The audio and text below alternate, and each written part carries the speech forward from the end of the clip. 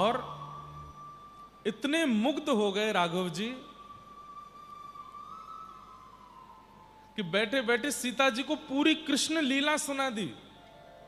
भादों की अष्टमी को रात्रि को मेरा जन्म होगा, कारावास से वसुदेव जी मुझको लेकर के गोकुल जाएंगे, वहां यशोदा मैया की लाली को उठा के मुझे विराजमान कर देंगे।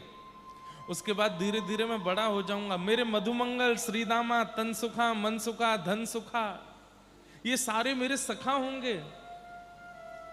इनके साथ में खूब मधुर लीला किया करूंगा।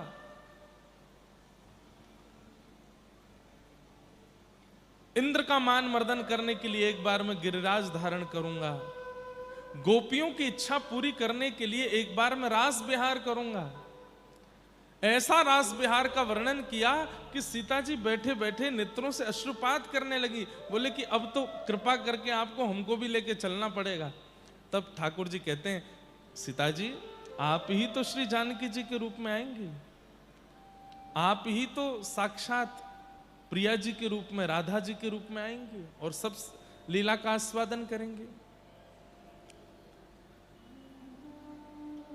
जानकी जी इतनी ज्यादा उत्सुक हो गई कृष्ण लीला सुनकर के कि अब राघव जी से कहती हैं कि मैं आपके उस रूप को देखना चाहती हूं, मुझे कैसे भी करके वो रूप दिखाइए जो आप द्वापर में धारण करने वाले हैं।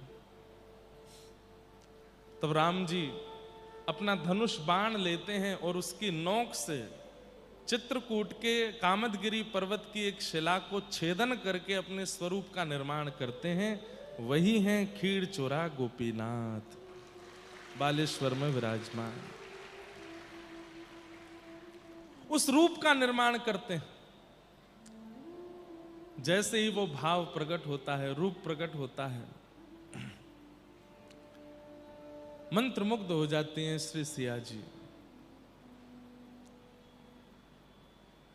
कहते हैं जितने वर्ष ठाकुर जी चित्रकूट में विराजे, श्री सीता जी गोपीनाथ जी की ही सेवा करती हैं।